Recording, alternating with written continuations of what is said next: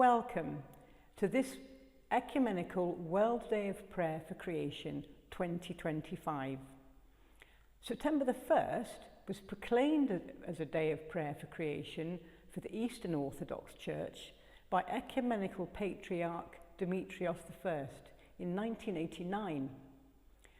The Day of Prayer has been extended now into the season of creation, and it runs from September the 1st through to the 4th of October, the feast day of Saint Francis of Assisi, and all Christian traditions now participate in the celebration of this season.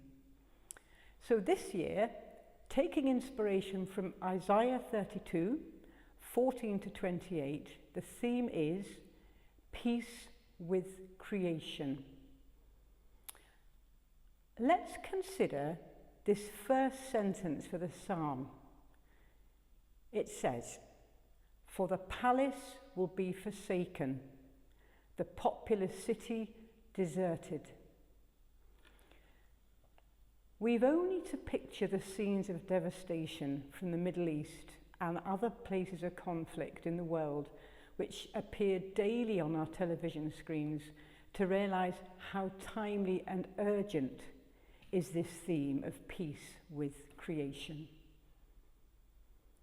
God's creation is rooted in justice and peace, but human activity has disrupted this.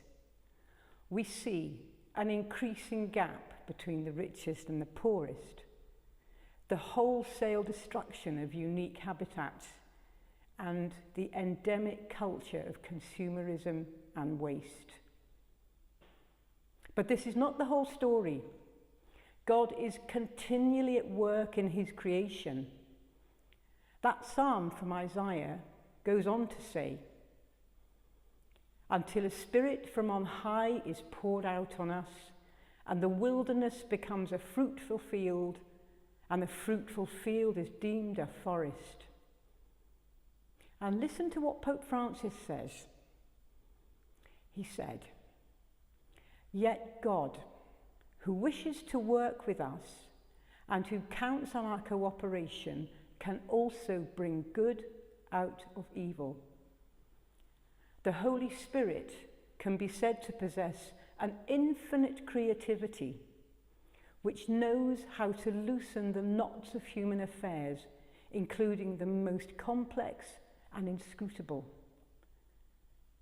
And Bishop Desmond Tutu reminds us that hope is being able to see that there is light despite all the darkness.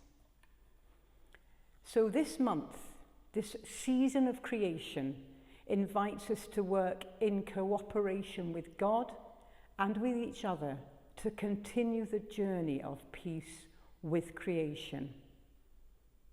Let's start with ourselves, living more simply, consuming less, caring for our natural surroundings.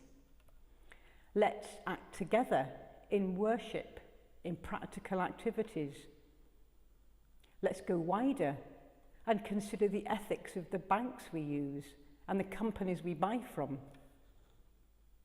Above all, let's live and act in hope, and remember, every action, however small, has value.